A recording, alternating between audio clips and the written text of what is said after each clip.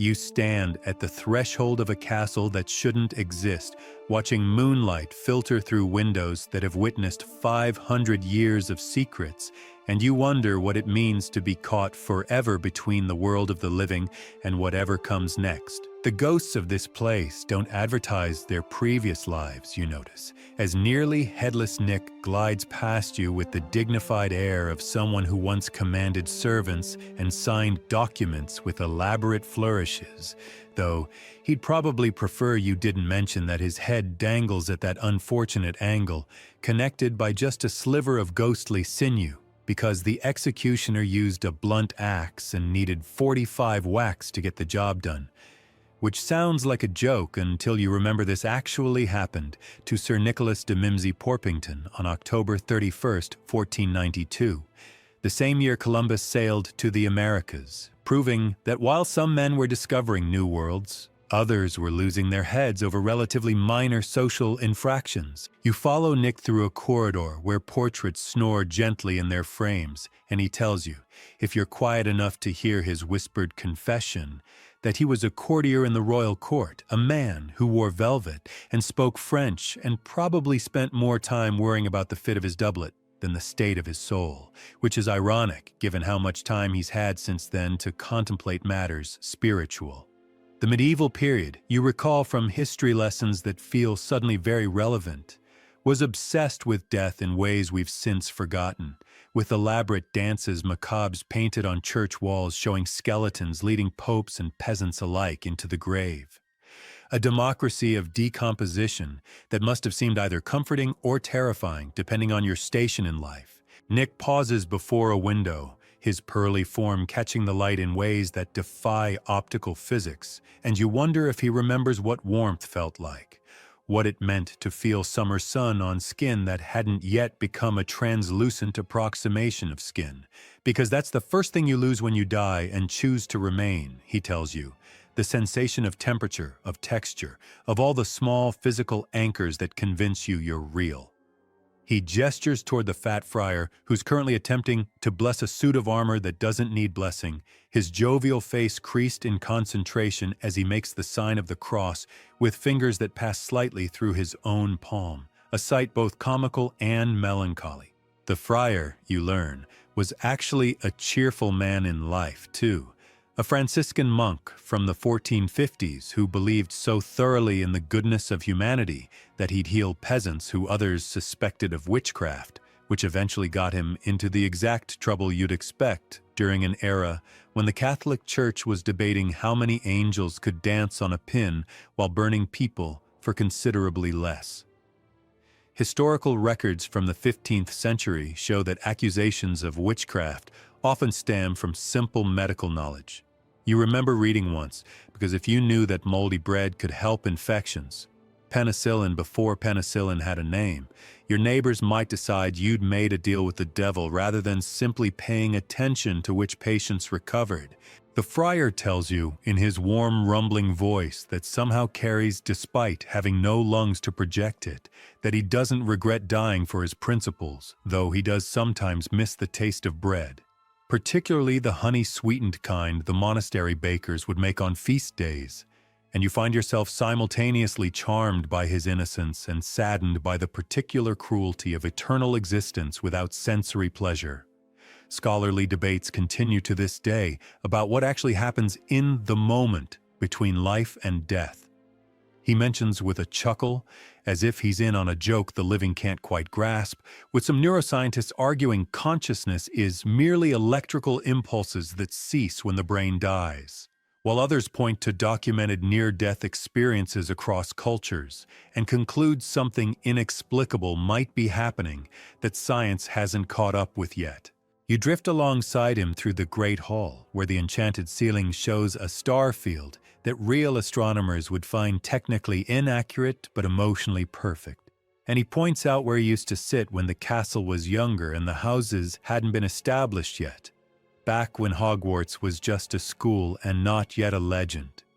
The Grey Lady passes you without acknowledgement, her beautiful face set in lines of eternal regret, and you know better than to ask about the diadem because some wounds don't heal even after centuries of haunting cold corridors. She was Helena Ravenclaw, daughter of the founder, a woman who lived in the 10th century when Europe was emerging from what historians rather judgmentally called the Dark Ages, though archaeological evidence suggests this period was actually quite innovative, with advances in agricultural technology and the preservation of classical texts in monastery libraries that would later fuel the Renaissance. You watch her glide toward Ravenclaw Tower and wonder what it does to a person's spirit to carry betrayal and theft and murder, not just to the grave but beyond it, to make those your eternal companions, when you could have chosen, presumably, to move on to whatever judgment or peace or nothingness awaits. Medieval women of noble birth, you recall from a documentary you watched once at 3 in the morning when sleep wouldn't come, had few options for independence. Marriage to a man chosen by their father, or occasionally life in a convent, which at least offered education and a certain autonomy, though Helena clearly chose a third path involving theft and flight, and ultimate tragedy. The magical world has always existed alongside the mundane one, you're told, with witches and wizards living through the same plagues and famines and wars as their non-magical neighbors, dying from the same infected wounds and childhood fevers, because magic apparently doesn't grant immortality, only the option to stick around after death as a pale impression of yourself. You pass a window that looks out over the grounds, where the forbidden forest stands dark against the night sky, and you remember reading that medieval forests were places of genuine danger, full of wolves and outlaws and the occasional wild boar, not to mention the very real risk of getting hopelessly lost in a landscape before maps were common, which makes the modern forbidden forest's reputation feel almost traditional. The Bloody Baron appears suddenly, as is his unsettling habit, chains clanking with a sound that shouldn't be possible for something without physical mass, his gaunt face expressing the kind of misery that would be theatrical if it weren't so clearly genuine. He loved Helena Ravenclaw, Nick whispers to you, loved her with the violent possessiveness that medieval romances celebrated and modern psychology recognizes as deeply unhealthy, and when she ran from him, he pursued her, and when he found her, something terrible happened that left them both dead and bound to this castle for reasons neither fully understands.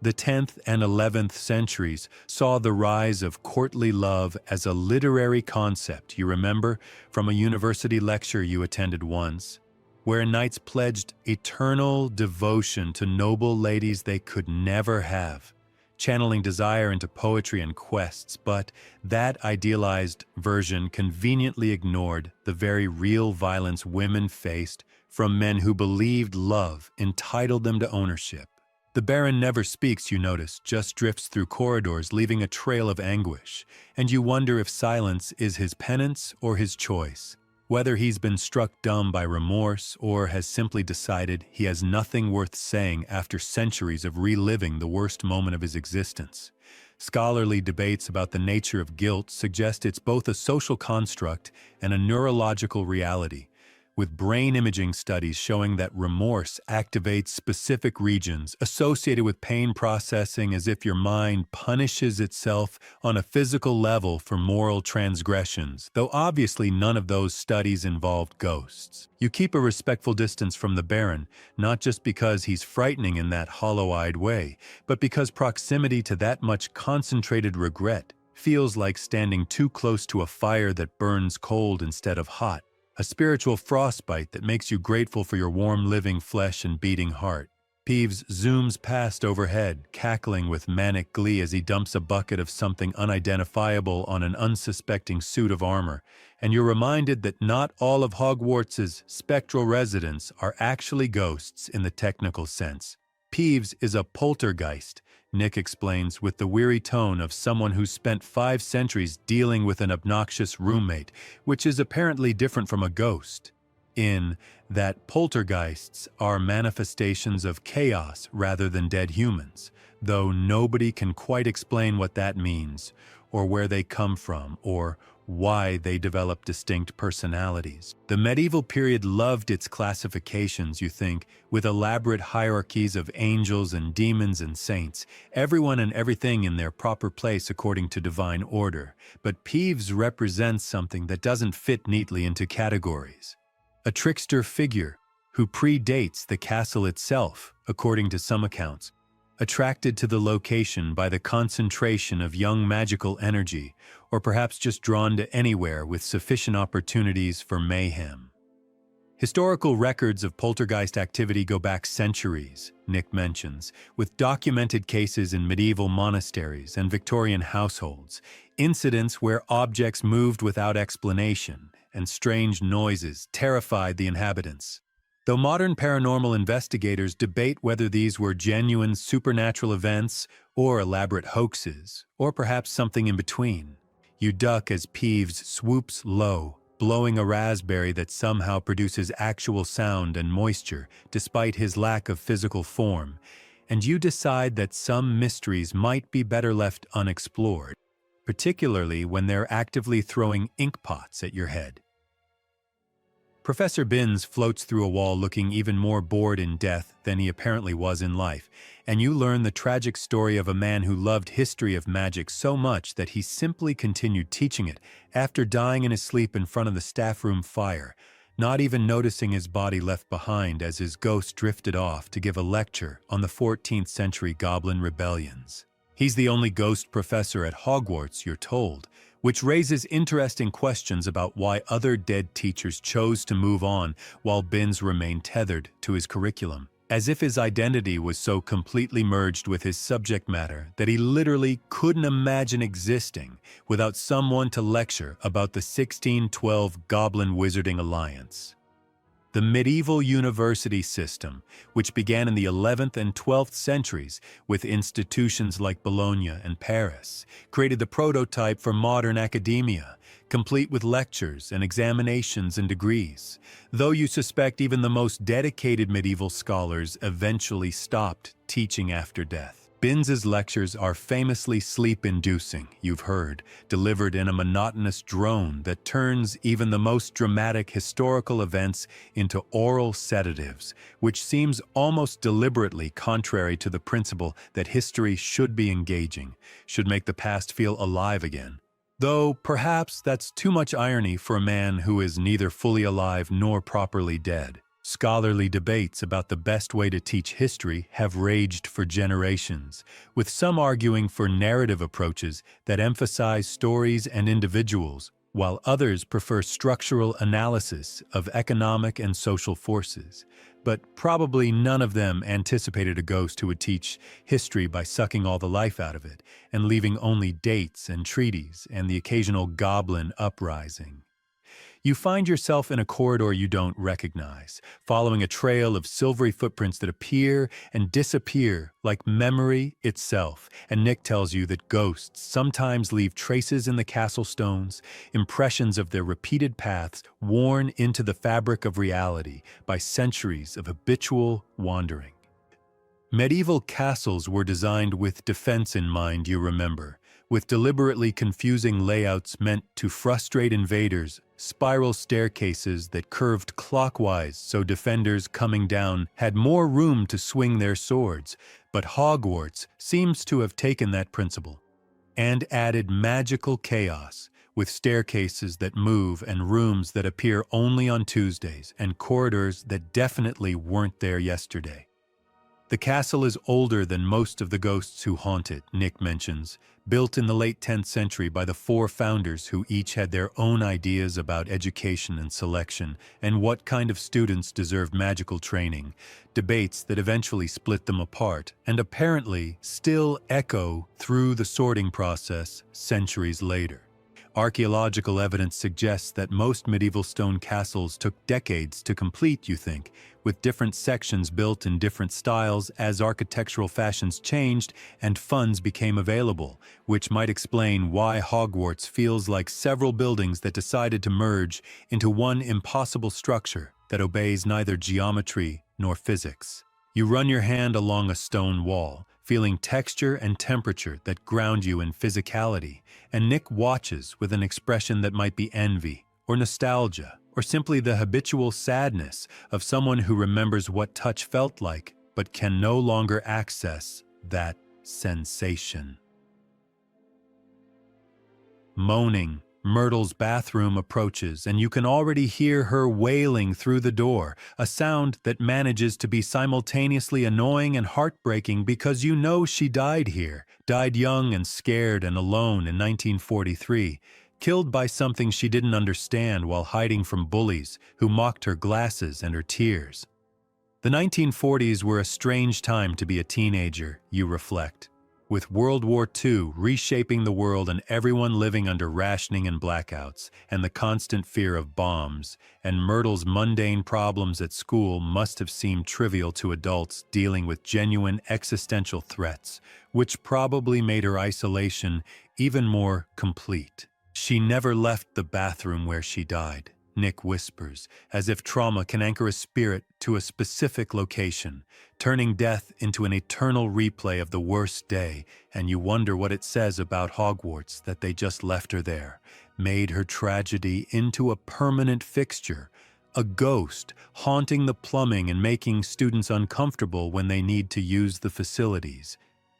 Historical records of ghost sightings often focus on violent or tragic deaths, with spirits supposedly appearing at the sites of murders or accidents or great injustices, as if unfinished business creates a kind of spiritual gravity that prevents moving on. Though skeptics note that human psychology is remarkably good at finding patterns and creating narratives even where none exist. You don't enter Myrtle's bathroom because some boundaries shouldn't be crossed and teenage ghosts deserve their privacy. But you can hear her asking if anyone's there, her voice carrying that peculiar mix of hope and anger that comes from decades of simultaneous loneliness and resentment at being disturbed.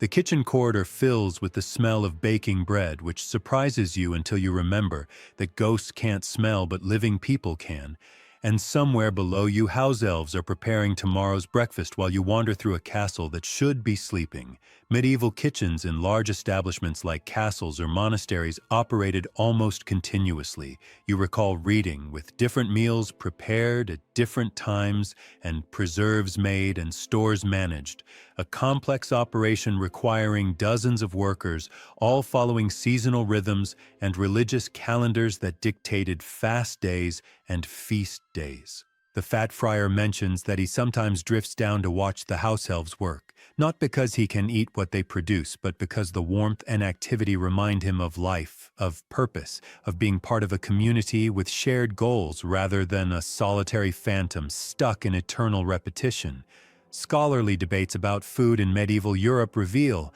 that the common image of everyone eating bland porridge is largely inaccurate, with elaborate spice trade networks bringing flavor from Asia and Africa, and cookbooks showing sophisticated recipes that suggest people took genuine pleasure in eating well, at least when they could afford to do so. You think about how much of human culture revolves around food, around the shared experience of eating together, and what it must mean to lose that forever, to watch others enjoy something you can no longer participate in. A peculiar torture for someone like the friar who clearly loved life's simple pleasures. A portrait of medieval knights snores loudly in an alcove, their armor clinking slightly as they shift in painted sleep, and you marvel at the weird secondary existence of portrait people who aren't quite alive and aren't quite ghosts, but something else entirely, personalities preserved in oil and canvas with enough autonomy to move between frames and gossip about castle residents. The medieval period produced illuminated manuscripts of extraordinary beauty, you remember, with monks spending years creating single books, applying gold leaf and grinding pigments from precious materials, each page a work of art that was meant to last forever. Though they probably didn't anticipate magical portraits that could actually move and think. Nick tells you that some of the older portraits remember when he was alive, which creates a strange temporal dissonance because they're technically younger than he is, painted after his death, but they somehow inherited memories from earlier portraits or absorbed stories that circulated through the castle, creating a collective consciousness of painted figures who serve as Hogwarts' living, so to speak, memory. Scholarly debates about consciousness and identity get complicated when you introduce magical elements, he says with amusement. Because if a portrait can think and remember and develop opinions, does it have rights? Does it suffer? And what happens to it when the canvas deteriorates beyond magical repair? You wave goodnight to Sir Cadogan, who challenges you to a duel from inside his frame, his tiny painted sword waving enthusiastically, and you wonder if portrait existence is better or worse than ghosthood. Whether having clear boundaries and a frame to return to provides comfort or just a different kind of limitation. The astronomy tower stairs wind upward in a spiral that seems to go on longer than architecture should allow, and you climb with Nick floating beside you, weightless and effortless, while you have to actually work against gravity in ways that make your legs burn and your breathing quicken. Medieval towers served multiple purposes, he tells you, with the practical need for height in defense combined with symbolic significance, reaching toward heaven in a physical manifestation of spiritual aspiration. Though he suspects the Hogwarts founders just wanted a good view of the stars and didn't worry much about symbolism. The study of astronomy has ancient roots, with every culture developing methods to track celestial movements for calendars and navigation and religious purposes. And medieval Islamic scholars made crucial advances that European astronomers would later build on, calculating planetary positions and mapping stars with remarkable accuracy given their limited technology. You reach the top and step onto the platform where telescopes stand aimed at a sky full of stars, and Nick points out constellations he knew in life, noting with some amusement that their positions have shifted over 500 years, a reminder that even the supposedly eternal heavens are actually in constant motion. Scholarly debates about medieval astronomy focus on the tension between observation and religious doctrine, with scholars like Copernicus eventually concluding that Earth orbited the Sun rather than vice versa, a revolutionary idea that the Church initially rejected because it displaced humanity from the center of creation, though eventually evidence prevailed. You sit on the stone parapet, legs dangling over a drop that would be frightening if you thought about it too much, and Nick settles beside you, his translucent form barely visible against the star field, and for a moment you just exist together in comfortable silence, the living and the dead sharing a view that outlasts you both. You descend from the astronomy tower, wondering what physics equations could possibly account for a being with no mass that can pass through solid objects, yet somehow remains visible and maintains a coherent form across centuries. And you realize that ghost existence represents either a fundamental gap in scientific understanding or evidence that magic operates on principles entirely separate from the natural laws governing regular matter and energy. Nearly Headless Nick offers to demonstrate his unique party trick, which you immediately regret encouraging because watching his head tilt almost completely backward on its fragile connecting tissue makes your own neck hurt sympathetically, a phantom pain triggered by mirror neurons that evolved to help humans understand each other's experiences but weren't designed for encounters with the partially decapitated deceased. The study of consciousness has puzzled philosophers and neuroscientists for centuries, he mentions as his head flops forward again, with some arguing that mind is simply what the brain does, an emergent property of neural networks firing in complex patterns, while others insist consciousness must be something more fundamental, perhaps a basic feature of the universe like space and time, which would help explain how ghosts maintain personality and memory without functioning neurons. You follow him through a wall, which you obviously cannot do yourself, and you watch from the doorway as he demonstrates moving through furniture and suits of armor with equal ease, his silvery form disrupted briefly by the passage, but reconstituting immediately on the other side, as if he's not so much solid as a persistent idea of solidity that reality reluctantly accommodates. Medieval natural philosophy, the predecessor to modern science, dealt with these questions differently, he tells you, proposing that objects had essences that determined their behavior, with stones wanting to fall to earth and fire wanting to rise to heaven, a way of thinking that seems quaint until you consider that ghosts might actually operate on something like essential properties rather than physical forces. You ask him if passing through walls feels like anything, and he considers the question seriously before admitting that he experiences a kind of fuzzy awareness of resistance, not painful exactly but noticeable, as if the universe is reminding him he's breaking rules, but lacks the mechanism to actually stop him from doing so. The Gray Lady materializes through a bookshelf in the library, her appearance as sudden and silent as thought itself, and you jump despite having been warned that ghosts can appear anywhere at any time without warning, because they're not limited by doors or corridors or any of the physical boundaries that structure embodied existence. She glances at you with those eternally sad eyes before drifting towards the restricted section, and you wonder if dead people need to read or if books provide her something else. Maybe a connection to the world of ideas that transcends the physical limitations of ghosthood. Medieval libraries were precious and rare, you recall, with books so valuable they were literally chained to desks to prevent theft, each manuscript representing hundreds of hours of careful copying by scribes who worked by candlelight and sometimes left notes in the margins, complaining about their aching hands or the cold or how much they wanted dinner.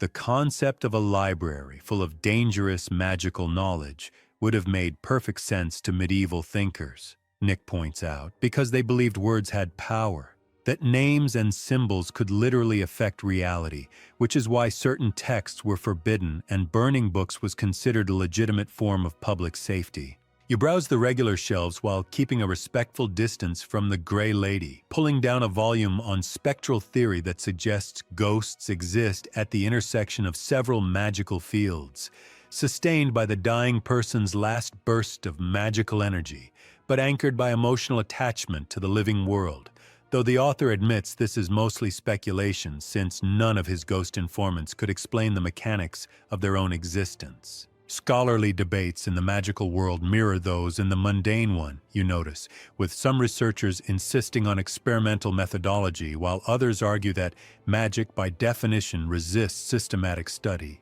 That quantifying enchantment destroys the very thing you're trying to measure, a kind of Heisenberg uncertainty principle for spellwork. Professor Binns drifts through the library without noticing either you or the Gray Lady, muttering to himself about goblin rebellions in a monologue that has apparently been running continuously since sometime in the 1920s. And you wonder if this is what happens when consciousness becomes untethered from the present moment, when existence becomes nothing but memory, replaying in an endless loop. The nature of time perception remains one of philosophy's great mysteries, Nick comments, with lived experience suggesting time flows from past to future at a steady rate, while physics describes time as just another dimension, no more inherently directional than space. And ghosts seem to experience temporal existence differently than the living, though they struggle to articulate exactly how. You watch Binns pick up a book, or rather pass his hands through a book that remains stubbornly on the shelf, and you realize that ghosts can't actually manipulate physical objects despite appearing to interact with the world. They're observers only, watching life continue around them like audience members who can never step onto the stage. Medieval philosophers debated whether observation was passive or active, whether seeing something changed the thing being seen, questions that quantum mechanics would eventually answer in ways they never anticipated, proving that at the subatomic level, the act of measurement genuinely does affect outcomes. You think about how frustrating it must be to exist as pure observation, to spend centuries wanting to turn pages or lift objects or make any kind of physical mark on the world, but being forever limited to drifting and watching and remembering what it felt like to have a body that could do things. The Bloody Baron appears in the darkest corner of the library, Because of course he does, his presence immediately dropping the temperature enough that you can see your breath, and you instinctively pull your robes tighter while he remains utterly indifferent to cold that no longer affects him. There's something going on with ghosts and temperature, Nick whispers, a phenomenon that even magical researchers don't fully understand, where spectral presence seems to drain thermal energy from the surrounding area, as if maintaining ghostly coherence requires borrowing heat from the environment, converting warmth into whatever weird physics keeps spirits visible. The study of thermodynamics in the 19th century established that energy cannot be created or destroyed, only transformed, and you wonder what form energy takes when it maintains a ghost, whether consciousness itself has a measurable energy signature that persists after the body dies. The Baron's chains drag along the floor but make no scratches, produce sound but disturb no dust, operating according to rules that satisfy dramatic ghostly expectations while defying every principle of cause and effect, and you decide this must be what makes him so terrifying. Not his appearance or his crimes, but the way his existence demonstrates that reality is far less stable than you'd prefer to believe.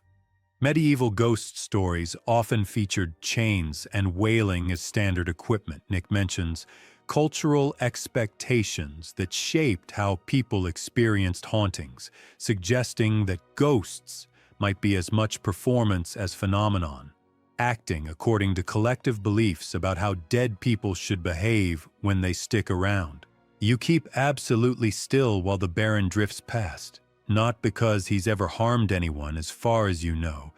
but because some instincts run deeper than logic, and every ancient part of your brain is screaming that you're in the presence of something wrong, something that shouldn't exist, a violation of natural law that makes your skin prickle with ancestral fear. Peeves zooms through the library cackling, pursued by an exasperated Madame Pince, whose threats have no more effect on him than they have had for the past several centuries, and you marvel at how Peeves somehow manages to knock over inkwells and scatter papers despite being non-corporeal, as if he exists in a superposition between tangible and intangible that allows him to choose which physical laws to obey based solely on whichever option causes the most chaos. The distinction between ghosts and poltergeists becomes academically important when you're trying to clean up after them, the librarian mutters as she passes you, because ghosts at least obey thermodynamics even if they violate most other principles, while poltergeists seem to run on pure anarchic will, and a complete disregard for conservation of energy. You help her gather scattered papers, noting that they're covered in notes about spectral classification dating back to the founding of Hogwarts, suggesting that wizards have been trying to categorize their undead for a very long time without reaching any consensus. Historical records show that the medieval Catholic Church developed elaborate hierarchies of supernatural beings, from angels in their 9 choirs down through various ranks of demons, everything organized according to power and purpose, but apparently ghosts didn't fit neatly into their system, existing in an ambiguous zone between the saved and the damned. Scholarly debates about whether ghosts are souls in purgatory or something else entirely raged for centuries, Nick says, with some theologians arguing that true spirits would have moved on to judgment, meaning ghosts must be demonic impersonations, while others insisted that God might allow the dead to return for various purposes,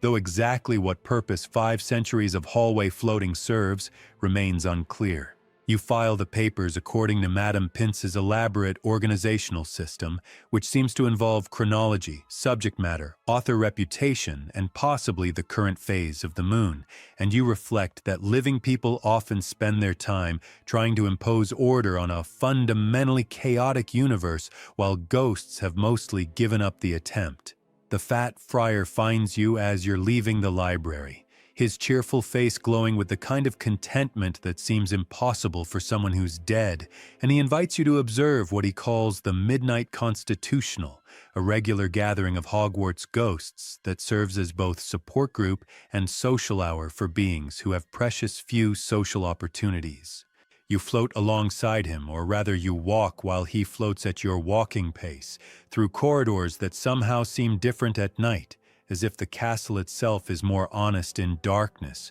showing its age and strangeness without the cheerful noise of students to distract from the fundamental weirdness of its existence. Medieval monastic life followed a strict schedule of prayers throughout the day and night, the friar tells you, with monks rising multiple times for services that divided darkness into manageable segments, and he's noticed that ghosts tend to adopt similar patterns, not because they need routine, but because consciousness abhors a vacuum, and without structure, the endless nights would blur into an unbearable sameness. You enter a classroom you don't recognize and find it filled with translucent figures of every description, some you recognize from portraits and others you've never seen before, apparently ghosts who keep to unused parts of the castle and only emerge for these gatherings. The social organization of ghost communities represents a fascinating area of study that has received surprisingly little attention, one ghost mentions, probably because living researchers find it difficult to observe consistently, and ghosts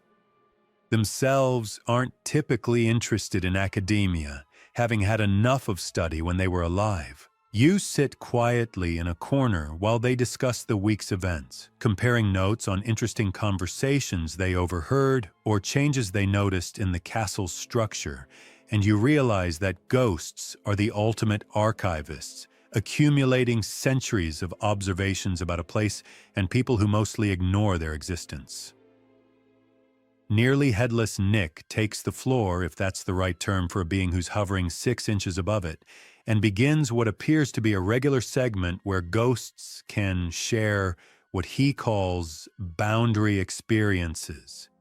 moments when they've managed to interact with the physical world in ways that normally aren't possible. One elderly ghost describes successfully flickering a candle flame, a feat that took her 30 years of practice and apparently depends on channeling whatever spectral energy maintains visibility into a concentrated burst at a very specific frequency, though she admits she hasn't been able to replicate the success despite decades of trying. The study of psychokinesis, or mind over matter, has attracted serious scientific attention. Periodically, Nick explains, with researchers trying to determine if consciousness can directly affect physical systems, though results have been frustratingly inconsistent and plagued by fraud, making the rare, genuine cases of ghost-object interaction even more mysterious. Another ghost claims to have managed touching a student's hand last winter, creating a sensation the student described as ice-cold electricity, though debate immediately breaks out about whether this was genuine contact or just a strong thermal gradient that the student interpreted as touch. Medieval mystics reported all sorts of unusual experiences the friar contributes, from levitation to stigmata to bilocating. Phenomena that the church investigated seriously to distinguish genuine miracles from demonic deception or fraud, and perhaps ghost abilities fall somewhere in that ambiguous category of real but unexplained experiences that challenge our understanding without quite proving anything definitively. You watch the ghosts argue good-naturedly about methodology and replicability, and you're struck by how human they remain despite death, still craving connection and validation and the satisfaction of accomplishing something, even if that something is making a candle flicker. The Gray Lady speaks rarely during these gatherings, you notice. But when she does, everyone stops to listen with a respect that suggests her age and her founder adjacency give her special authority in ghost society. She describes the castle's evolution over centuries, how rooms have been added and abandoned and sometimes rediscovered,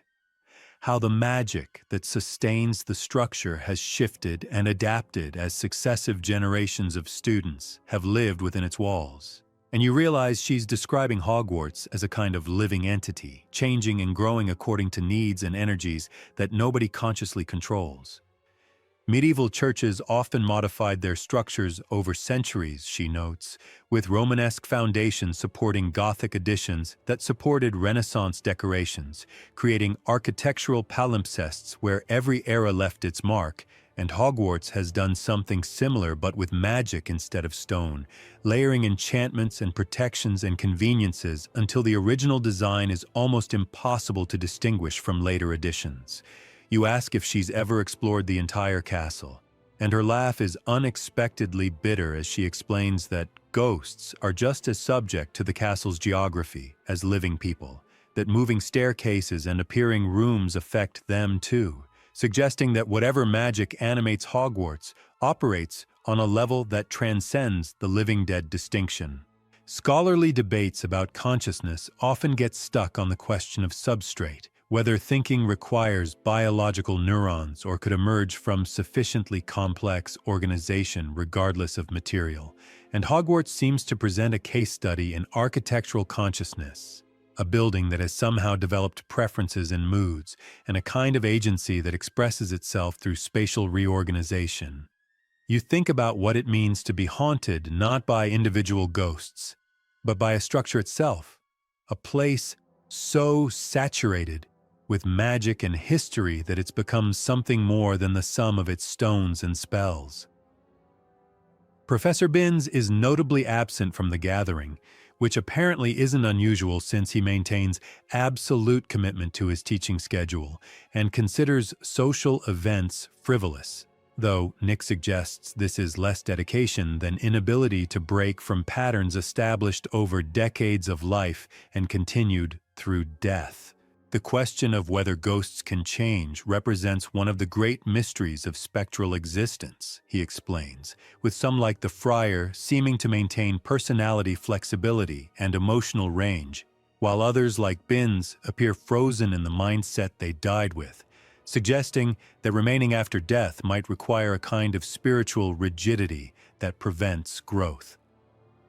Medieval philosophers debated whether humans could change their essential nature or were fixed at creation, whether virtue could be learned or was innate, questions that Christian theology complicated with concepts of sin and redemption and divine grace. But nobody anticipated beings who would exist in suspended animation long enough for these questions to be answered through centuries of observation. You watch the ghosts interact and notice relationship patterns that must span decades or longer, old friendships and older grudges played out in subtle social positioning and careful word choice.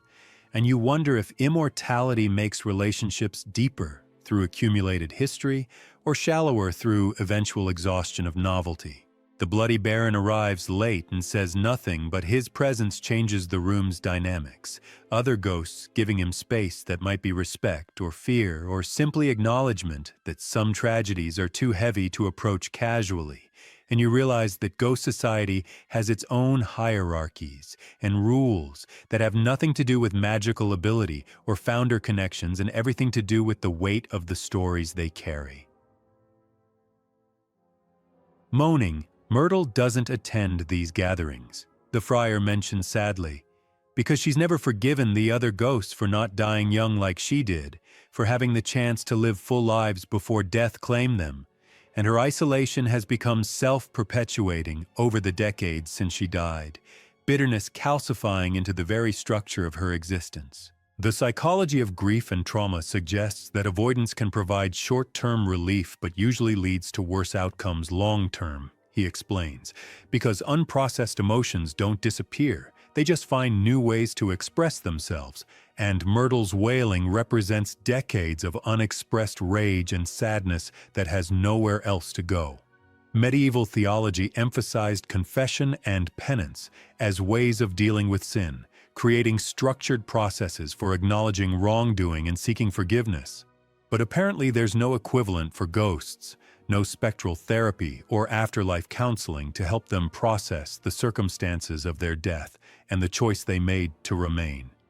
You suggest that someone should check on her, and several ghosts shift uncomfortably before the friar volunteers to try again, though he admits his previous attempts have been rebuffed with insults that demonstrated impressive creativity given Myrtle's limited vocabulary in life. Scholarly debates about intervention versus autonomy become complicated when dealing with beings who are already dead, because what exactly are you saving them from, and can they truly consent to help when they're potentially trapped in recursive trauma patterns that affect their decision-making? You make a mental note to at least say hello to Myrtle next time you're near that bathroom, because even ghosts deserve acknowledgement, deserve to know that someone cares enough to notice their absence. Though you suspect she'll respond by throwing something or crying or both.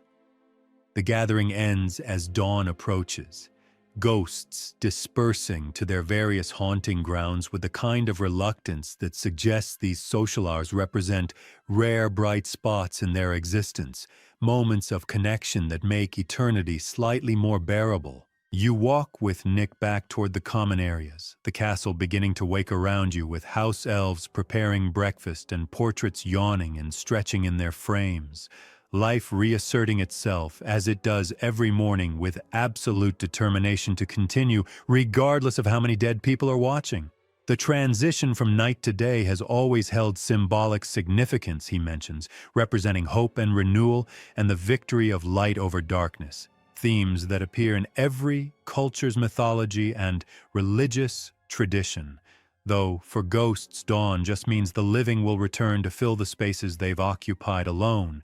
bringing noise and warmth and presence that reminds them of what they've lost. You ask Nick if he ever regrets staying, if the choice to remain as a ghost instead of moving on is one he wishes he could unmake. And he's quiet for a long moment before admitting that the question assumes a freedom of choice he's not sure he had, that the decision to become a ghost might have been made in a moment of death panic, a reflexive grabbing onto existence without fully understanding the implications.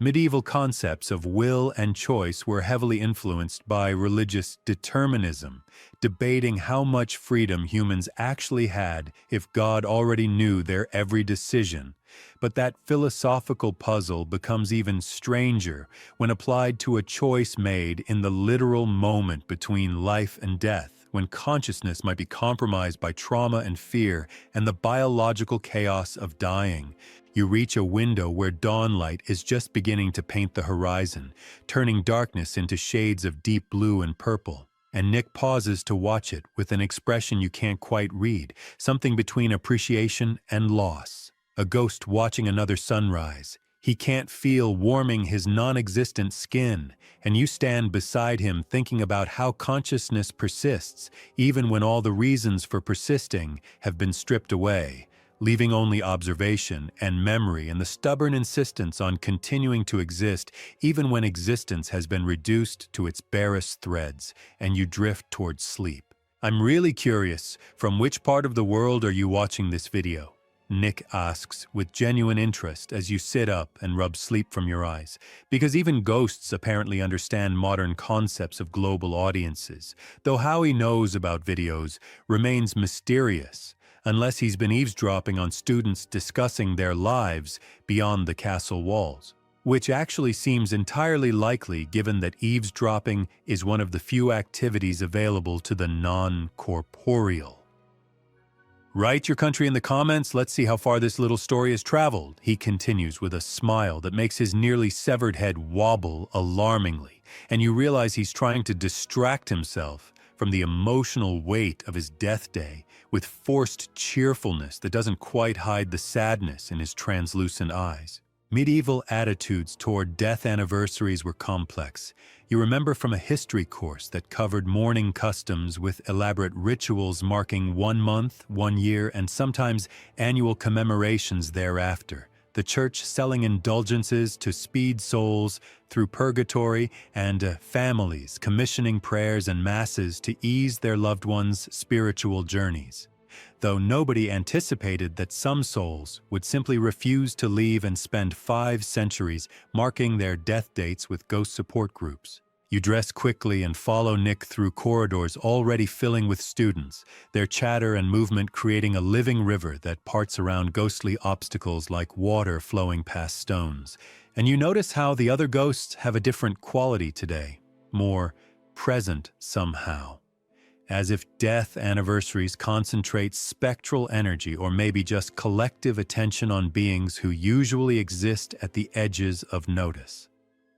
The fat friar meets you in the great hall, his jovial face more serious than usual as he explains the protocol for tonight's gathering, which apparently involves each ghost recounting the circumstances of their death in detail.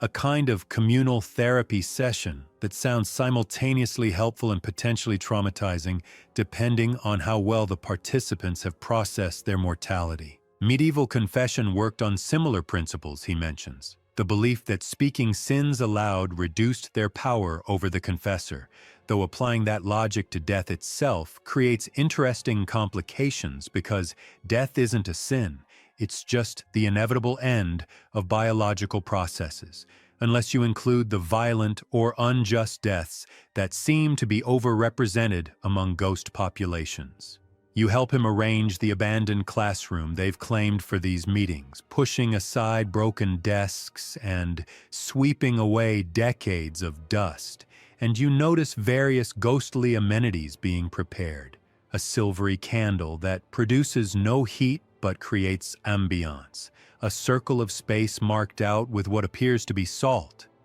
Though why ghosts would need salt circles remains unclear, perhaps another case of spectral existence conforming to cultural expectations about supernatural gatherings. The study of group therapy and mutual support shows that shared experience creates bonds and reduces individual suffering, the friar explains, his monastic background giving him unexpected insight into psychological processes that wouldn't be formally studied until centuries after his death. Though apparently spending 500 years as a ghost provides plenty of time for self-education in various fields.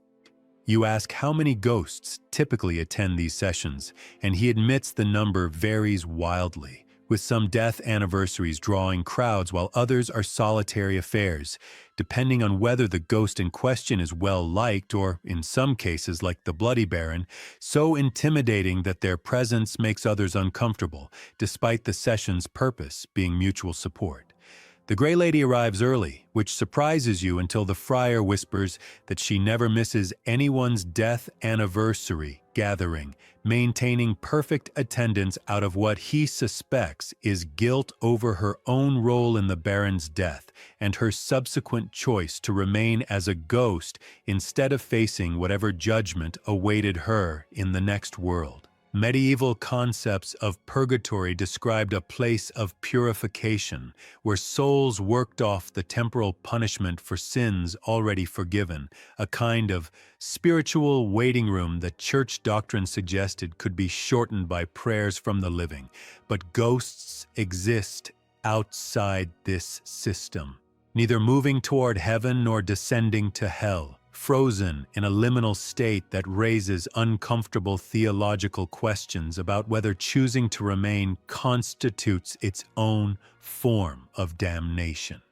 She settles into a corner, her beautiful face composed in lines of practiced patience, and you wonder what it does to a person's spirit to spend centuries watching others process deaths that happened after hers, to serve as witness and support for tragedies she didn't cause while carrying her own unresolved trauma that predates everyone else's by hundreds of years. Scholarly debates about survivors' guilt and trauma processing emphasize the importance of acknowledging your own pain while supporting others, but applying modern psychological frameworks to medieval ghosts feels slightly absurd, like trying to diagnose characters in ancient myths with personality disorders without accounting for massive cultural differences in how emotions and mental health were understood. You sit near the Grey Lady, not speaking but offering proximity as a form of solidarity, and she acknowledges your presence with the slightest nod, a gesture so minimal you might have imagined it, if not for the way her eternal sadness seems fractionally lighter, as if being witnessed reduces isolation even across the boundary between living and dead. Professor Binns drifts through a wall muttering about the 1637 werewolf code of conduct, completely oblivious to the gathering forming around him, and you realize with some sadness that he probably won't attend his own death anniversary meeting, too lost in perpetual lectures to acknowledge the fact of his death, let alone process it emotionally. The phenomenon of dissociation, where consciousness detaches from present reality as a protective mechanism against overwhelming experience, can become chronic in trauma survivors, the friar explains. And perhaps Binns represents an extreme case where the moment of death was so uninteresting, so undramatic, that he simply didn't notice it happened and continued with his routine, turning his entire ghostly existence into an elaborate dissociative episode. Medieval scholars often devoted themselves so completely to their studies that they neglected basic self-care, he continues, with stories of philosophers who forgot to eat or sleep while pursuing truth, and Binns seems to have taken this dedication to its logical conclusion, forgetting even to acknowledge his own death in favor of continuing his intellectual pursuits. You watch Binns pass through several students without reacting to the contact, and you wonder if this is peace or tragedy, whether his obliviousness represents successful avoidance of death-related trauma or a failure to engage with the fundamental reality of his existence.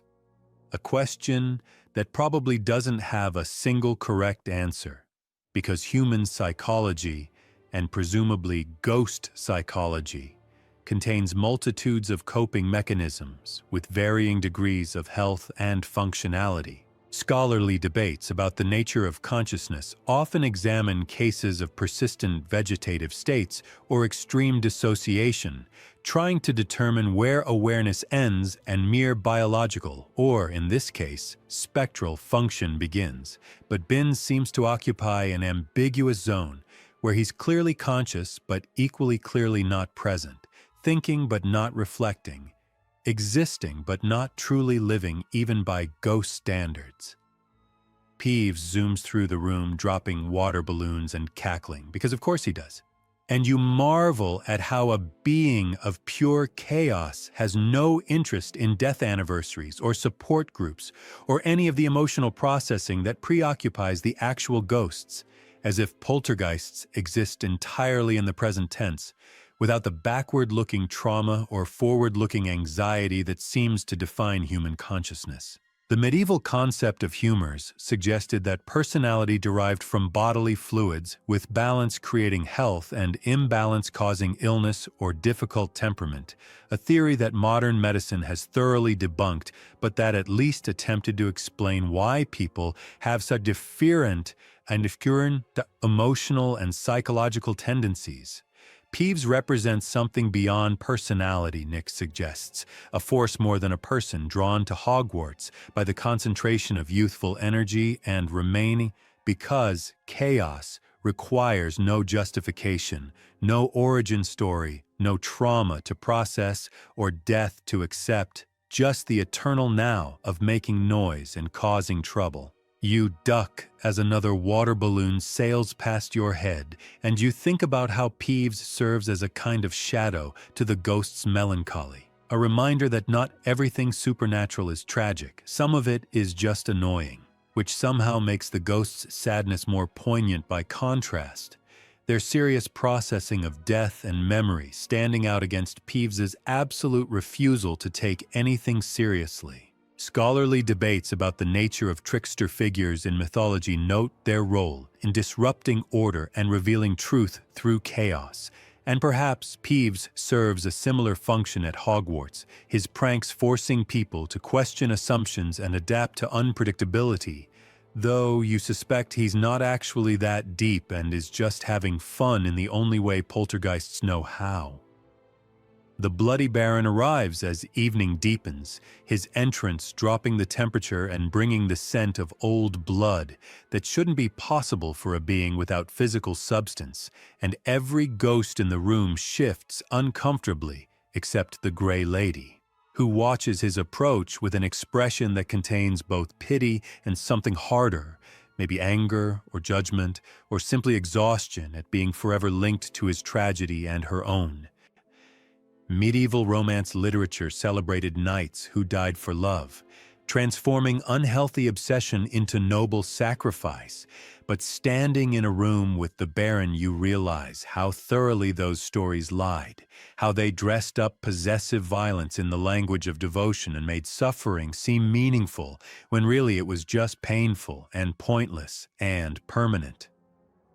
Nick begins the formal part of the meeting by lighting the silvery candle with a gesture that seems ritualistic, though he admits later that they just started doing this a few decades ago because it felt right, that ghost traditions are surprisingly recent given their centuries of existence, as if they needed time to develop culture, rather than bringing it complete from their living days. The format is simple, he explains. Anyone who wishes can share their death story, and others listen without interruption or judgment, bearing witness to the moments that trap them between worlds, and you realize this is less therapy than memorial, less processing than preservation, keeping alive the memories of deaths that nobody else commemorates or remembers, except as historical footnotes.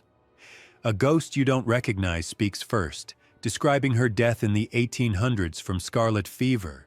a disease that killed thousands before antibiotics made it merely frightening rather than lethal. And her story is less dramatic than sad. A young woman who fell ill and deteriorated over weeks while family watched helplessly, who chose to remain because she couldn't bear to leave her siblings alone with parents who had already lost too many children to various illnesses. The 19th century saw massive improvements in public health and medicine, Nick mentions during a pause, with germ theory gradually replacing miasma theory and vaccination beginning to control diseases that had plagued humanity for millennia. But change came too slowly to save everyone. And the period between understanding disease and being able to prevent or treat it was particularly cruel, giving people just enough knowledge to recognize they were dying without providing tools to stop it. The scarlet fever ghost, whose name was Margaret, or maybe Mary, you didn't quite catch it, describes choosing to remain as a split-second decision, a panicked clinging to existence that she regretted almost immediately but couldn't reverse, and you hear echoes of Nick's earlier admission that the choice to become a ghost might not be as freely made as it appears, that fear and trauma in the dying moment cloud judgment in ways that bind people to consequences they never fully understood. Scholarly debates about end-of-life decisions emphasize informed consent and mental capacity, legal frameworks designed to ensure people make choices about their own deaths with full understanding and without coercion. But obviously none of that applies to the immediate experience of dying, when consciousness is compromised by pain and fear and whatever physiological chaos accompanies the transition from life to death. You listen to Margaret or Mary describe decades of watching her siblings grow up without her, marry and have children she couldn't hold, eventually die themselves and move on to wherever the dead go while she remained frozen at 17. And you understand why tonight's gathering exists, why ghosts need spaces to speak these truths that the living don't want to hear because they make death seem even more complicated and frightening than it already is. More ghosts share their stories, a pattern emerging where violent deaths seem to produce more conflicted ghosts, while illness deaths create more resigned ones, though this is far from universal and probably reflects modern attempts to find patterns in essentially mysterious phenomenon. One ghost describes dying in a duel, which was apparently a socially acceptable way to resolve disputes among 18th century gentlemen, though looking back he admits it was phenomenally stupid and he wishes he just apologized for the insult rather than defending his honor with pistols at dawn like a character in a bad novel. The practice of dueling reflected medieval codes of honor that persisted well into the modern era, Nick explains, based on the belief that personal reputation mattered more than life itself, that being thought a coward was worse than being dead, a value system that makes little sense from the perspective of actual death, but apparently felt compelling enough to kill people by the thousands over several centuries. Another ghost describes drowning in the Black Lake before Hogwarts had proper safety wards, a student who swam out too far and panicked when water closed over her head. Her choice to remain driven by unfinished academic goals that seemed desperately important at 17, but that she now recognizes as trivial compared to whatever experiences she missed by refusing to move on. Medieval concepts of a good death emphasized preparation and ritual, with priests administering last rites and families gathering for final words, the belief being that how you died mattered as much as how you lived, that the state of your soul in that final moment determined your eternal fate, making sudden, unexpected deaths particularly tragic because they prevented proper spiritual preparation. You notice that none of the ghosts who speak tonight describe peaceful deaths surrounded by loved ones after long, fulfilling lives, which suggests either that such deaths don't produce ghosts, or that people who die well feel no need to remain, an observation that makes the ghost population a kind of selective sample of humanity's worst endings rather than a representative cross-section. The Grey Lady speaks last, her voice quiet but clear, describing how she stole her mother's diadem out of jealousy and pride, fled to Albania thinking she could make a life independent of her famous mother's shadow, and then died there alone after the Baron found her and, in his rage at her rejection, killed the woman he claimed to love. Medieval literature is full of stories about love transforming into violence, she says, about knights slaying dragons to win princesses or going mad when their affections aren't returned, narratives that treated women as prizes or obstacles rather than people with agency. And she was killed by a man who never saw her as fully human, just as an extension of his desires. The Baron doesn't speak, you notice. He never does, according to Nick. But he listens to Helena's account with what might be remorse, or might just be the permanent misery that defines his existence. And you wonder if 500 years is enough time to forgive yourself for murder, or if some actions create wounds that never heal regardless of how much time passes. Scholarly debates about criminal justice increasingly emphasize rehabilitation over punishment, the belief that people can change and deserve opportunities to reintegrate into society after serving sentences.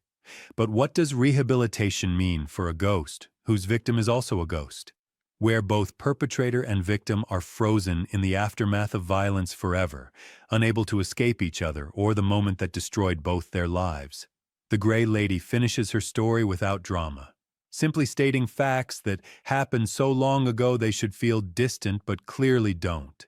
And then she drifts to a corner and becomes very still, almost invisible, as if speaking has exhausted something essential in her ghostly constitution. You want to say something comforting, but every phrase that comes to mind feels inadequate. Trite reassurances that mean nothing in the face of centuries of regret and trauma, so you just maintain respectful silence and hope that presence itself provides some small measure of comfort. Nearly Headless Nick tells his story with the kind of practiced delivery that suggests he's shared it many times, but you hear genuine emotion under the performance as he describes being a courtier in King Undivided's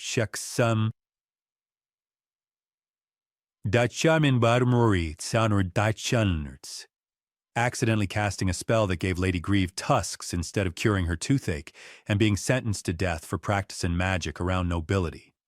The late 15th century in England saw periodic crackdowns on magic and heresy, he explains, with the church and crown cooperating to root out perceived threats to social order, making examples of people like him who failed to keep their abilities sufficiently hidden from suspicious, mundane eyes. He describes the execution in detail, how the axe was blunt and the executioner nervous, or perhaps deliberately incompetent, how it took 45 blows to nearly sever his head, and how in that extended dying he had plenty of time to regret his pride in refusing to hide what he was, his insistence on showing off magic skills in a society that feared and punished them. Medieval executions were public spectacles meant to reinforce social norms and demonstrate the consequences of transgression, often drawing crowds who treated them as entertainment, a practice that modern sensibilities find barbaric, but that made perfect sense in cultures where physical punishment and death were everyday realities rather than hidden away in prisons. Nick pauses, his hand unconsciously reaching for the gap in his neck, and admits that he remained partly out of fear of judgment, knowing that his pride and foolishness led to his death and suspecting that whatever afterlife waited would require accounting for those failures, and partly because he couldn't bear to leave unfinished the life he'd barely begun to live. Scholarly debates about fear of death versus fear of judgment suggest that religious belief complicates dying in ways that purely secular approaches don't, adding layers of anxiety about eternal consequences on top of the basic biological fear of ceasing to exist. And Nick embodies this tension, a man caught between worlds partly because he's afraid of what comes next. Moaning, Myrtle appears suddenly, her entrance marked by the sound of sobbing and the splash of toilet water, which would be funny if it were innate, so sad. And everyone turns to stare because she never attends these gatherings, preferring to maintain her isolation in the second-floor bathroom where she died. She tells her story in fragments between sobs, describing how she was teased constantly for her glasses and her crying, how she ran to the bathroom to hide on that day in 1943, how she heard a boy's voice speaking a strange language and then saw yellow eyes that killed her instantly. No pain, but also no time to prepare or understand what was happening. The 1940s at Hogwarts were apparently complicated by Tom Riddle's presence, Nick whispers, though the full truth about what he did and who he became wouldn't be discovered until much later, and Myrtle was collateral damage in plots she couldn't comprehend, a child killed by forces beyond her understanding or control. She describes choosing to remain because dying at 14 felt unbearably unfair, because she wanted her bullies to feel guilty for how they'd treated her, because some angry part of her couldn't let go of the injustice of her truncated life. Medieval concepts of ghosts often involved unquiet spirits seeking revenge or justice, restless dead who remained to right wrongs or punish the guilty. And Myrtle embodies this tradition, though her haunting is less frightening than pathetic. A dead girl forever throwing tantrums that no one takes seriously because after 80 years, her tragedy has become mundane. Scholarly debates about childhood trauma and development note that teenagers especially struggle with perspective, with believing that current feelings will last forever, and that dramatic responses are proportionate to relatively minor slights. And Myrtle made the eternal commitment to ghosthood while trapped in that adolescent mindset, binding herself to emotions that might have naturally faded had she lived to gain adult perspective. The other ghosts listen with obvious sympathy. Even the Baron looks slightly less miserable during her testimony, and when she finishes speaking, several move to surround her in what you assume is meant to be a comforting gesture, though their translucent forms passing through each other creates a strange visual effect that reminds you how limited ghost solidarity is, when touch itself is impossible and you drift and sleep. You wake before dawn to find the castle in that perfect stillness that exists only in the hours between midnight and sunrise, when even ghosts seem subdued,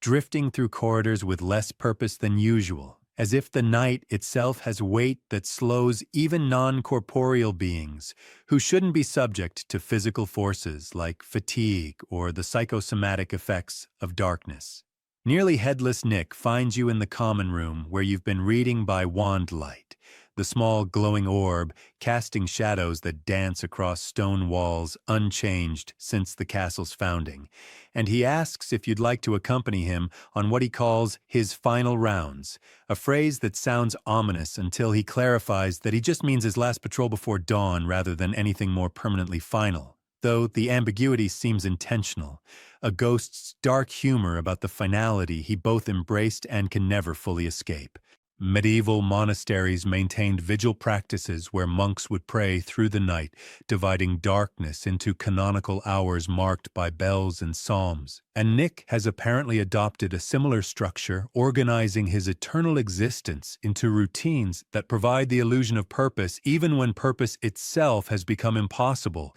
because death already claimed whatever goals might have motivated him in life. You follow him through the portrait corridor, where painted figures sleep peacefully in their frames, their enchanted existence simpler than ghost reality, because portraits are copies rather than continuations, magical recordings that think and respond but aren't burdened with memory and regret, and the fundamental wrongness of consciousness persisting after the body fails. The study of identity and consciousness raises questions about what makes you you that philosophers have debated for millennia without resolution, Nick mentions, noting that portraits suggest personality can be replicated through magic, captured and preserved like photographs but with agency, which makes you wonder what essential difference exists between a very good magical portrait and a ghost, whether the key distinction is continuity of experience or something more ineffable about souls and their persistence.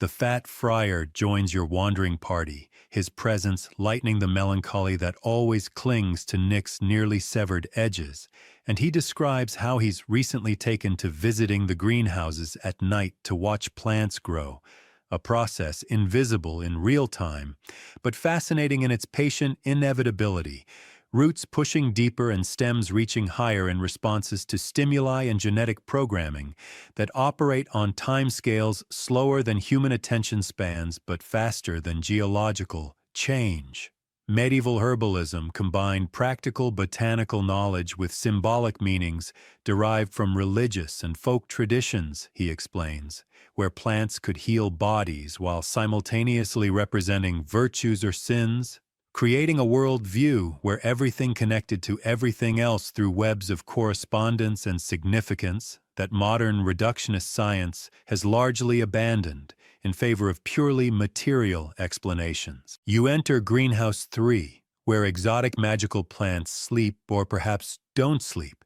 because plant consciousness, assuming it exists, probably operates on principles entirely different from animal awareness, and you watch moonlight filter through glass panels onto leaves that process sunlight through photosynthesis, converting light energy into chemical energy in reactions that sustain nearly all life on Earth, but that we rarely think about because breathing and eating feel more immediate than the solar-powered chemistry that makes both possible. The friar points out a venomous tentacula that's been growing steadily since before he died, a plant older than his ghosthood, and you realize that Hogwarts contains multiple forms of near immortality, not just ghosts and portraits, but also magical plants and probably various enchantments that have outlasted their casters, creating layers of persistence that make the castle feel less like a building and more like an organism whose lifespan dwarfs human scale. The Grey Lady appears silently, her materializations always unsettling because she gives no warning, just suddenly exists where emptiness was moments before. And she asks if you've ever wondered what happens to ghosts who decide to leave, whether they can unmake the choice that bound them to earthly existence and move on to whatever comes next. Medieval Christian theology was quite specific about the afterlife, Nick responds, with detailed descriptions of heaven's hierarchies and hell's punishments and purgatory's purifying fires. But even the church admitted uncertainty about ghosts, about whether they were souls allowed to return, or demons in disguise, or something else entirely that their cosmology couldn't quite accommodate. The question of whether ghosts can die a second time represents active debate among magical theorists, he continues, with some arguing that ghosthood is irreversible, a one-way transformation that traps consciousness forever in spectral form, while others suggest that with sufficient will, or perhaps the right magical intervention, a ghost might dissolve their manifestation and proceed to wherever they should have gone initially. You think about how terrifying that uncertainty must be, to exist in limbo without knowing if your situation is permanent or temporary, to wonder every day whether you're trapped forever or could leave if only you figured out how, the anxiety of undeath compounding the tragedy of the death that preceded it. Scholarly debates about free will often get stuck on questions of whether choices made under duress or limited information can be truly free, and the choice to become a ghost seems like exactly this kind of compromised decision made in a moment of fear and pain with incomplete understanding of consequences that would stretch across centuries. Professor Binns drifts through a classroom still muttering about goblin rebellions, his monologue having apparently continued uninterrupted through the entire night. And you wonder if he experiences time the way you do, or if his existence has become a kind of eternal present, where past lectures and current lectures blend into one continuous drone about historical events that must feel very distant even to someone who lived closer to them chronologically. The phenomenon of perseveration, where consciousness gets stuck, repeating the same thoughts or actions, appears in various neurological and psychological conditions, the friar notes, suggesting that Binns might represent a spectral version of obsessive-compulsive disorder, or perhaps traumatic looping, where the mind returns compulsively to certain patterns as a coping mechanism against overwhelming reality. Medieval scholars often dedicated their entire lives to single questions or texts, memorizing scripture or analyzing philosophical problems with intensity that seems extreme by modern standards of broad education. But perhaps Binns simply continued that tradition beyond life's normal boundaries, his consciousness so thoroughly identified with his subject matter that death couldn't interrupt his lecture even when it interrupted his heartbeat. You peek into the classroom where phantom students sit taking phantom notes, a detail that disturbs you more than the professor himself because it suggests his disconnection from reality is so complete that he's generating imaginary audiences to replace the living students who keep falling asleep during his classes. Scholarly debates about the nature of delusion note that beliefs held with absolute conviction, despite contradicting evidence, characterize various mental conditions, but usually those delusions involve grandiose or paranoid content, rather than the mundane conviction that you're still teaching history to attentive students, which makes Binns's condition somehow sadder for its very ordinariness. A delusion of continued relevance that probably every aging academic fears in their darker moments.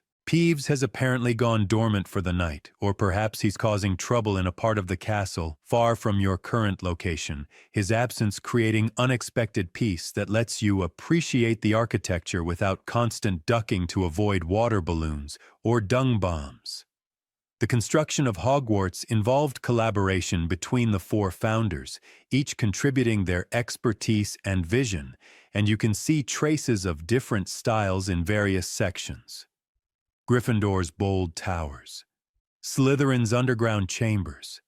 Ravenclaw's airy heights, and Hufflepuff's earthy practicality, though centuries of additions have blurred these distinctions. Medieval master builders often worked without formal architectural drawings, relying on proportion and traditional methods passed through apprenticeship, though obviously magical construction allowed possibilities that mundane architecture couldn't achieve. Walls that shift, and stairs that move, and spaces that are larger inside than outside through clever applications of extension charms.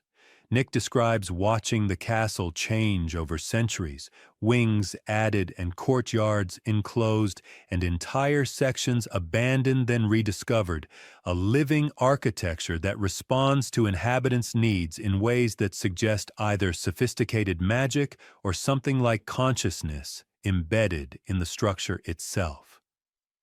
The Grey Lady mentions that certain rooms appear only to people who need them, a phenomenon that might be intentional enchantment by the founders, or might be the castle developing preferences and agency through centuries of absorbing magical energy from generations of students. You run your hand along a corridor wall, feeling the cold stone unchanged by hundreds of years of weather and occupation, and you wonder what memories stones hold, if any, whether the castle remembers everyone who's walked its halls, or whether memory requires consciousness of a type that architecture doesn't possess regardless of how magical it is. The bloody baron emerges from shadows because of course he does, drawn perhaps by the discussion of memory and persistence, and for once he seems less actively miserable and more just tired, an expression you can identify with even if your causes for exhaustion are trivial compared to 5 centuries of guilt. Medieval concepts of penance involve deliberate suffering meant to purify the soul and atone for sin, with pilgrims traveling barefoot for miles or monks engaging in self-flagellation, practices modern psychology recognizes as potentially harmful, but that medieval Christianity encouraged as spiritually beneficial. The Baron's chains seem like spectral penance, self-imposed reminders of his crimes that he wears as publicly as possible, though Nick has mentioned that other ghosts aren't sure if the chains are actually part of his ghostly manifestation or theatrical props he's somehow maintaining through force of will, because ghosts shouldn't be able to affect physical objects, but the chains are clearly there, audible and visible, even if intangible. You wonder if guilt this profound can ever be resolved, whether any amount of suffering balances out murder, or if the Baron is trapped in a cycle where punishment reinforces guilt, which reinforces the need for punishment, an eternal loop that serves no redemptive purpose, because redemption might require forgiveness. And he can't forgive himself while Helena refuses to forgive him, leaving both of them frozen in the aftermath of violence that destroyed 2 lives and continues destroying them in slower motion across centuries. Scholarly debates about restorative justice versus retributive punishment note that victims often heal better through processes that acknowledge harm and create positive change, rather than simply watching perpetrators suffer. But the Baron and Helena exist beyond any justice system, their personal tragedy playing out without resolution or mediation, just 2 ghosts occupying the same castle while maintaining careful distance that respects their shared history while preventing direct interaction. You climb the astronomy tower again, wanting to see sunrise from the highest point, and the ghosts follow, though none can explain exactly why they're drawn to this ritual. Perhaps simply wanting to observe the daily reminder that time continues flowing regardless of their frozen existence. The study of circadian rhythms shows that most living organisms respond to day-night cycles through biological clocks that regulate everything from sleep to metabolism. And while ghosts don't sleep or metabolize, they apparently maintain some connection to solar rhythms, their appearances and activities following patterns that suggest habitual behavior, if not biological necessity. Nick mentions that he feels most present around dawn and dusk, the liminal times between day and night, as if ghosts exist more solidly at threshold moments when the world itself is transitioning between states. Medieval symbolism was deeply invested in transitions, seeing spiritual significance in doorways and crossroads and the times between seasons, spaces, and moments where normal rules didn't fully apply and magic felt more possible. The horizon begins to lighten, darkness giving way to deep blue, then purple, then orange, colors painting themselves across the sky in a process you've seen thousands of times, but that never stops feeling miraculous, the simple fact of Earth rotating into sunlight creating beauty that requires no enhancement or explanation. The ghosts grow more transparent as light increases, their silvery forms harder to distinguish against brightening stone, and you understand why vampires might fear sunrise in folklore, not because light destroys them, but because it reveals them, strips away the comfortable shadows where monsters and ghosts and other liminal beings feel most at home. The Fat Friar describes a theory he's developed over centuries of observation, suggesting that ghosts might not be consciousness that persisted after death, but rather very sophisticated magical recordings that think they're the people they represent. Continuity of memory, creating the illusion of continuity of identity, even though the actual person died and moved on.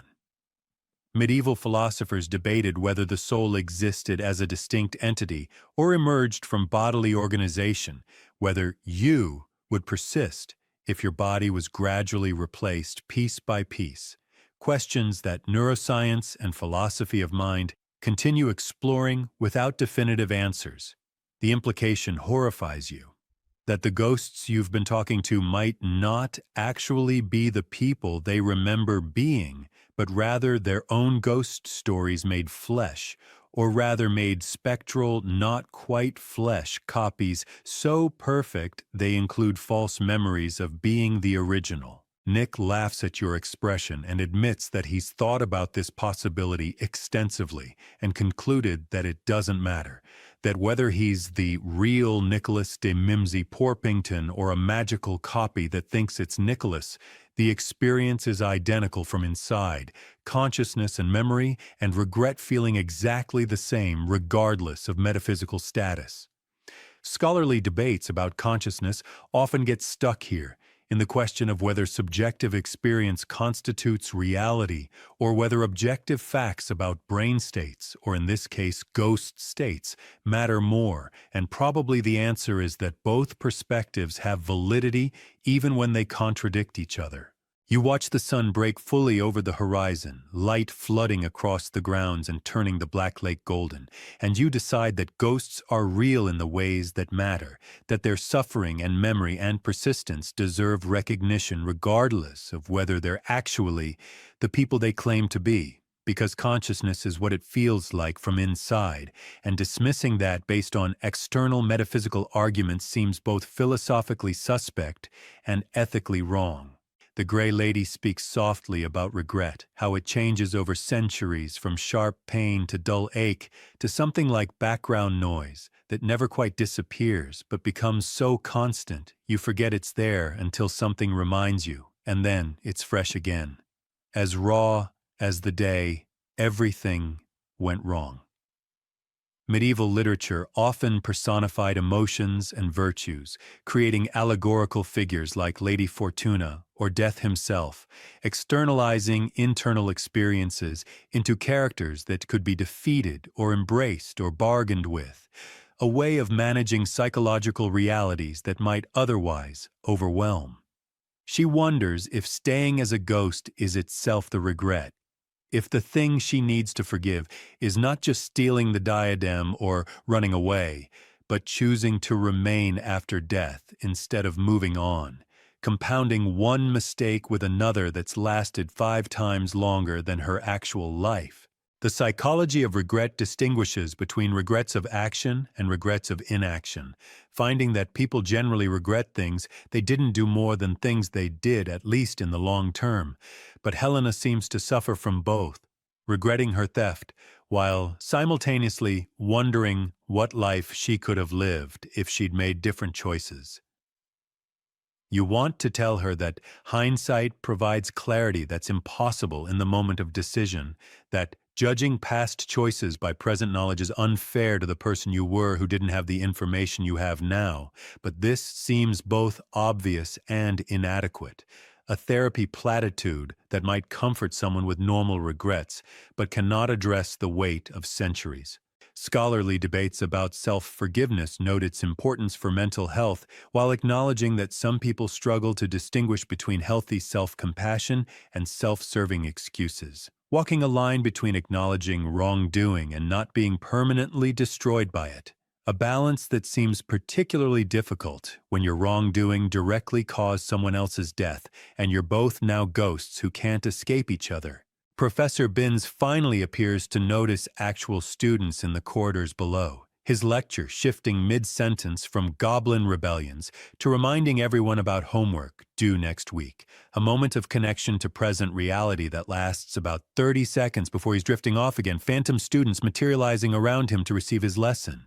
The medieval concept of habit noted that repeated actions create character, that practicing virtue makes you virtuous while practicing vice makes you vicious. The belief that moral formation happens through consistent behavior rather than sudden transformation.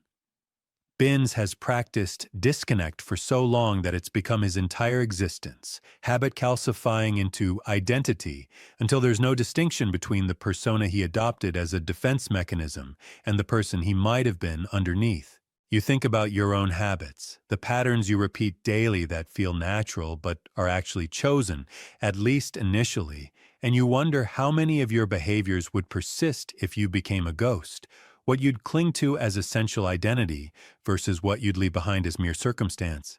The friar suggests that perhaps in some distant future Binns will suddenly wake up, recognize that he's been dead for centuries, and either finally process his death or simply discorporate from the shock. And you can't tell if he's serious or making a dark joke about the impossibility of changing patterns this entrenched. Moaning Myrtle's wailing echoes through plumbing throughout the castle, her misery marking dawn as surely as roosters once did before Hogwarts banished them for being noisy. And you realize she's established her own circadian rhythm, based not on sun cycles, but on when students are most likely to need bathrooms, and therefore might hear her complaints.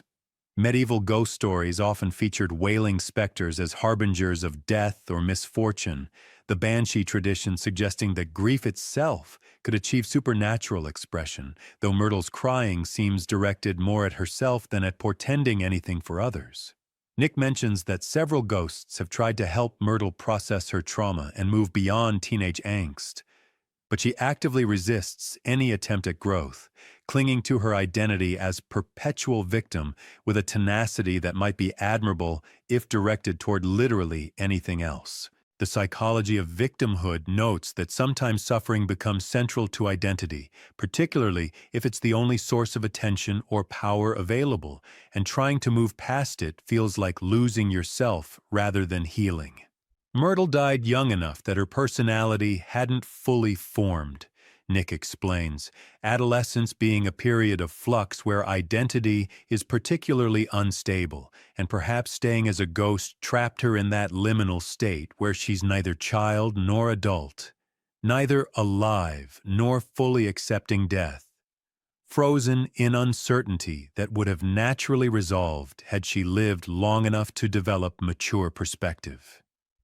You listen to her distant wailing and feel mostly compassion, mixed with frustration, understanding her pain while wishing she'd find some way to channel it that didn't involve disrupting bathroom usage and making everyone uncomfortable. The Bloody Baron begins his morning patrol, chains dragging across stones in rhythmic scraping that might be soothing if it weren't associated with such concentrated misery, his route apparently taking him past places where Helena frequents, a haunting of a haunting where he's simultaneously avoiding and seeking the woman he killed. Medieval concepts of courtly love emphasize suffering as ennobling, the belief that unrequited affection refined the lover's character through sustained longing, but this transformed stalking into romance and possessive violence into passion, creating cultural frameworks that excused behaviors we now recognize as deeply harmful. You watch him drift down a corridor and feel conflicted, acknowledging that he committed horrific acts while also recognizing his suffering, trying to hold both truths simultaneously without letting one erase the other. Scholarly debates about redemption and forgiveness note that some traditions emphasize the possibility of change and atonement, while others insist certain acts place people beyond redemption, theological and philosophical divides that reflect different underlying beliefs about human nature and justice. The Baron will never face earthly justice, having died immediately after his crime, and whatever cosmic justice awaits, he's apparently chosen to forestall by remaining as a ghost, though whether this is cowardice or extended penance remains ambiguous, probably even to him. The castle fills with morning sounds as students wake, and portraits stretch and suits of armor clank to fuller alertness, life asserting itself with all the noise and chaos that comes from hundreds of teenagers existing in communal space. The ghosts become less visible as living energy increases, their spectral manifestations somehow diminished by proximity to biology, as if death and life repel each other magnetically, and ghosts can only fully materialize in spaces the living have temporarily abandoned.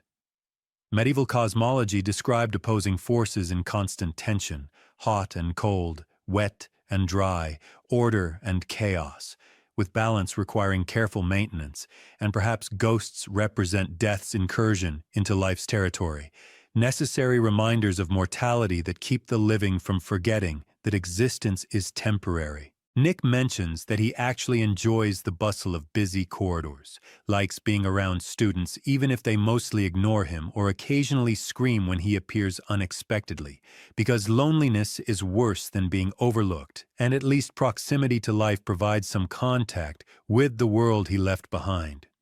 You think about how humans are fundamentally social creatures, that isolation ranks among the worst punishments we can inflict because connection seems essential to mental health, and you wonder how ghosts maintain sanity across centuries of limited social interaction, talking mostly to each other about shared experiences of death while the living world spins on around them in cycles of birth and growth and change that they can observe but never rejoin. The great hall fills for breakfast, students claiming their house tables and sleep-deprived faces gradually brightening with food and conversation, the daily ritual of gathering and eating together that has bonded human communities since prehistory. Nick floats above the Gryffindor table, occasionally answering questions from students brave or polite enough to include him in their conversations, his responses containing casual references to historical events he witnessed personally but that everyone else knows only from books, creating strange moments where lived experience and historical record intersect. The study of oral history notes the importance of personal testimony in understanding the past, but ghosts complicate this by providing eyewitness accounts that span centuries, their memories potentially valuable but also potentially corrupted by time and repetition, and the strange effects ghosthood might have on cognition. The friar blesses the Hufflepuff table's food in a ritual that's purely ceremonial since the food arrives already blessed by house elves and the friar's spiritual authority ended with his death, but students smile and thank him anyway because kindness costs nothing and means everything. You watch the Grey Lady drift near Ravenclaw table without actually engaging, maintaining her distance as always, and you wonder if students even know who she was, if they understand that the sad ghost floating past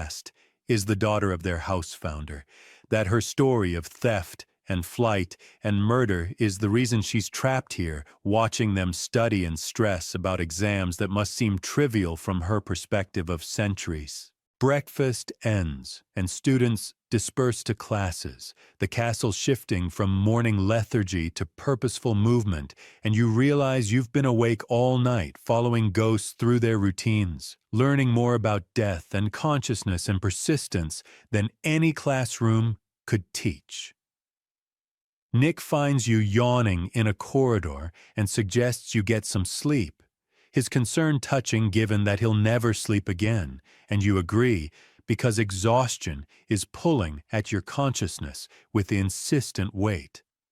You make your way back to the common room, passing portraits who nod greeting and suits of armor that stand their eternal guard, and you think about how Hogwarts is really a castle built from layers of existence, living students and dead ghosts and painted portraits and animated objects, all occupying the same space but experiencing it completely differently. Medieval philosophers talked about the great chain of being, a hierarchy running from God through angels and humans down to animals and plants and minerals, everything in its proper place. But Hogwarts suggests existence is less a chain than a web, different forms of consciousness intersecting and overlapping without clear rankings, each valid in its own way even when they contradict each other. You climb into bed feeling grateful for blankets and pillows and the warm weight of your living body. Simple, physical comforts that ghosts can remember but never again feel. And as you drift towards sleep, you think about Nick and the friar and the Grey Lady and even the Baron,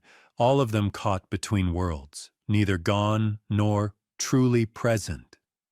And you wonder if they regret their choice to stay or if existence of any kind, even diminished spectral existence, is better than the unknown that waited beyond death's threshold. Medieval theology promised heaven or hell with certainty, painted detailed pictures of both to comfort the faithful and terrify the wicked, but actually facing death must reveal those promises as hopeful speculation rather than guaranteed truth. And in that moment of uncertainty, some people apparently chose the devil they knew, accepting ghosthood's limitations rather than risking whatever came next. You dream of floating through walls, of seeing sunlight, but not feeling its warmth, of watching life continue around you while you remain forever fixed in the moment of your death, and in the dream you're not sure if you're alive or dead, if the body you remember having is real or just a phantom sensation maintained by habit and memory, and when you wake,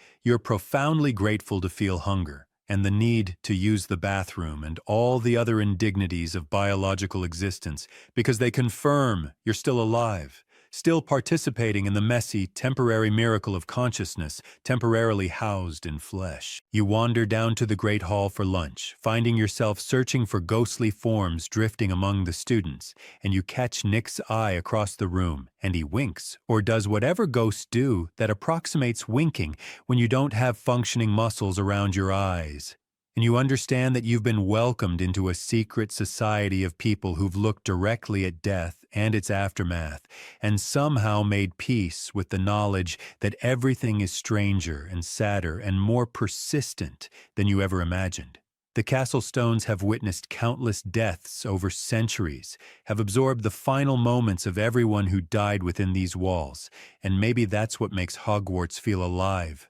All that accumulated consciousness and memory and ending saturating the architecture until it achieved its own kind of awareness, stones remembering and caring in ways that transcend material composition. You eat your lunch slowly, savoring flavors that Nick will never taste again, feeling grateful for temporary existence that includes sensation and change and the possibility of moving forward rather than being frozen forever in repetition and regret. And as afternoon sun streams through high windows, you think about how lucky you are to be dying slowly across decades rather than all at once, to have time to process and change, and maybe even make peace with mortality before it claims you.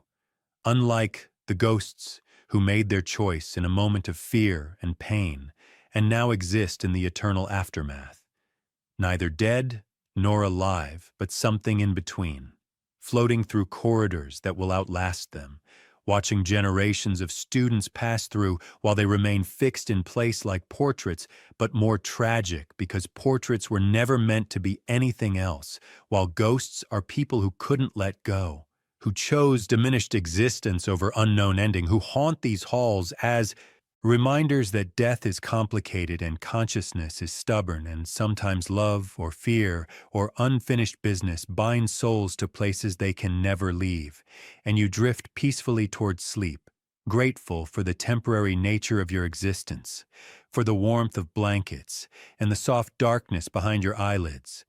for the simple fact of being alive in a body that will someday fail but hasn't yet. And as consciousness fades, you think about the ghosts making their eternal rounds through corridors. You'll leave tomorrow when morning comes and life continues its insistent forward motion, while they remain forever yesterday, forever dying,